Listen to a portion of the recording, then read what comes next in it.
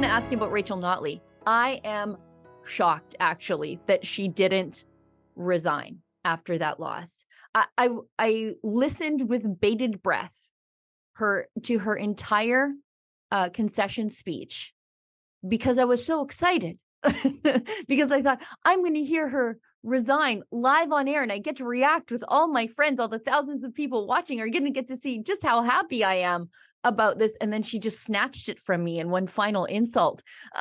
I was sort of surprised that she didn't resign, but she did say she's staying on as leader. I love you all so much. Now, although we did not achieve the outcome that we wanted, we did take a major step towards it. The unprecedented growth of our party through this campaign is a warm light, one that gives me a lot of optimism for the work to come. My friends, let me be clear, now is not the time to let up. Now is the time to step up.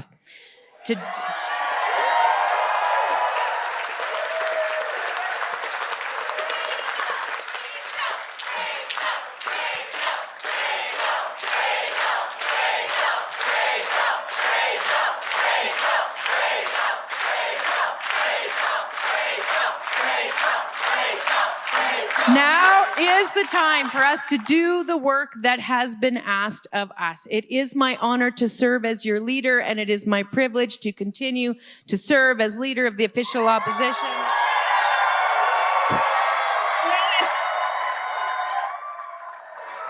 Our values will be represented in the legislature. We will have a say in the future of this great province. We will continue to speak up on behalf of Albertans who struggle to have their voice heard. We will fight for better health care, better education, better jobs.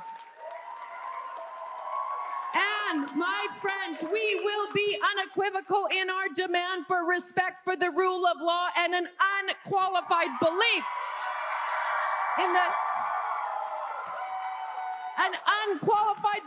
in the human rights and basic dignity of all Albertans. Sure. The challenges we face, the challenges facing Alberta, economic, environmental, social, they all require dedication and determination. And we will bring that to Alberta's legislature tirelessly. We will never stop working to rebuild our public health care, to support the well-being of our communities, to protect our mountains, our pensions, and our kids' education, all while ensuring we have an economy that works for absolutely all Albertans.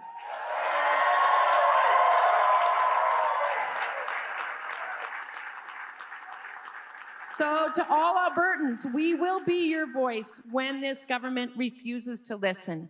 And one small message to Danielle Smith and to the members of her new caucus, I say this. If we had won, because, you know, inside piece of information here, I actually had 2 speeches drafted for tonight. If we had won, our commitment was to do everything that we could to move past division and to govern for the vast majority of Albertans, to be practical and pragmatic and to listen to all voices. Whatever. So I am asking you to remember the majority of Albertans tonight and to commit to a government that prioritizes the need and aspirations of all Albertans.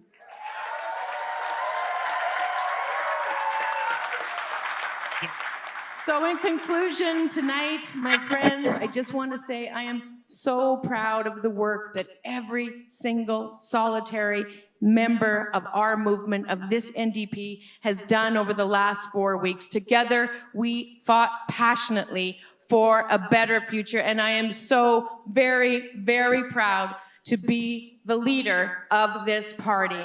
Thank you all very much. Thank you all. Thank you. Thank you. You people, like, who buys this? It's like a cult. She tricked me.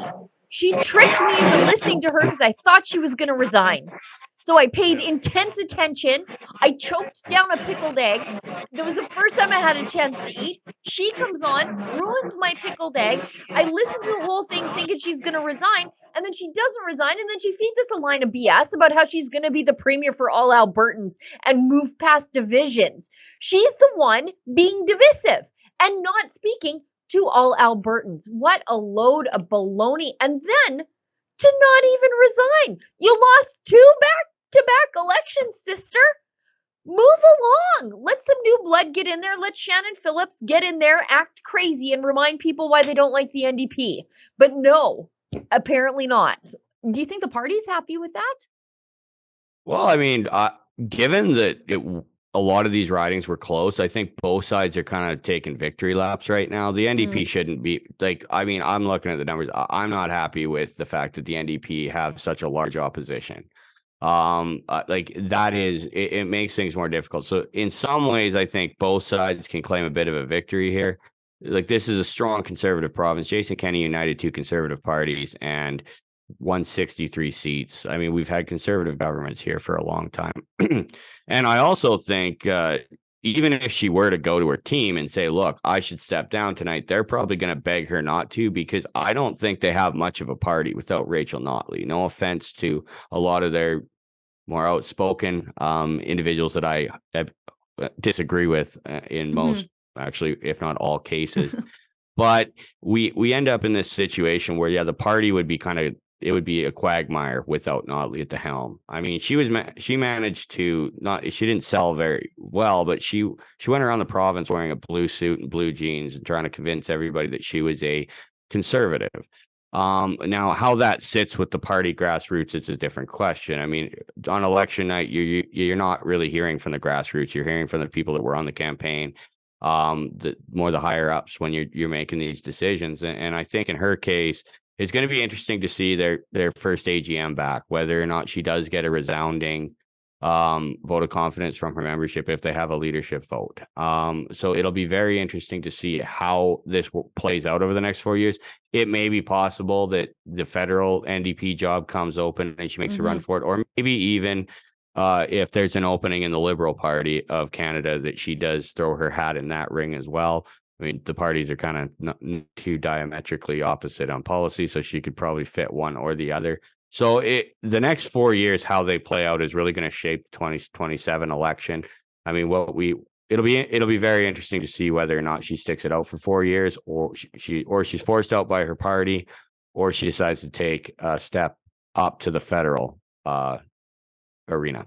Yeah, when I heard that, I thought, who's just as disappointed as I am that Rachel Notley is staying on? Probably Shannon Phillips, probably Rod Loyola, probably Sarah Hoffman, because I think if you had a leadership race, it would be those 3. One is, the big government side of the NDP party. One is the radical environmentalist side of the NDP party, and one is the just abhorrent social justice side of the NDP party. So it was like the trifecta of what makes the NDP just completely unpalatable for people like me. All 3 of them were sort of waiting with bated breath to be disappointed like me. It was the one time that we agreed on something.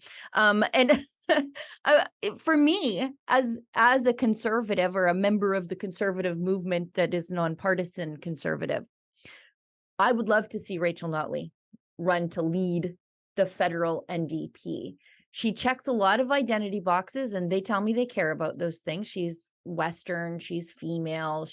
As far as the NDP are concerned, she's probably the most successful NDP politician in the last 10 years. She cracked Fortress Alberta. And so I, as a conservative, I'd love to see her go that way, because it would cause an intense fracture on the progressive side federally, and much the way Thomas Mulcair did, it would allow the Conservatives to run up the middle, and we would see I think if Rachel Notley moved to the NDP federally, we would see a Poilievre government next.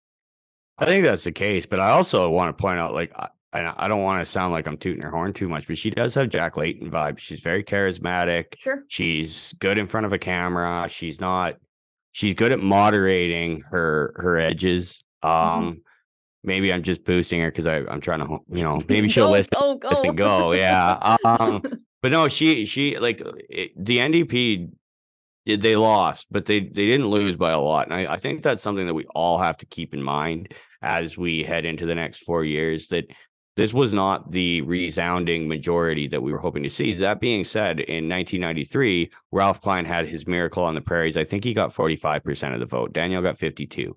So we're in this interesting piece of history in the province where we really only have two mainstream parties, and without Notley, I don't see the NDP being anywhere near where they are, and that's even with like Shannon Phillips, or let's even throw Naheed Nenshie's name in there, right? Like, I mean, he was the mayor of Calgary for, I want to say 10 years, maybe more. Was it 20?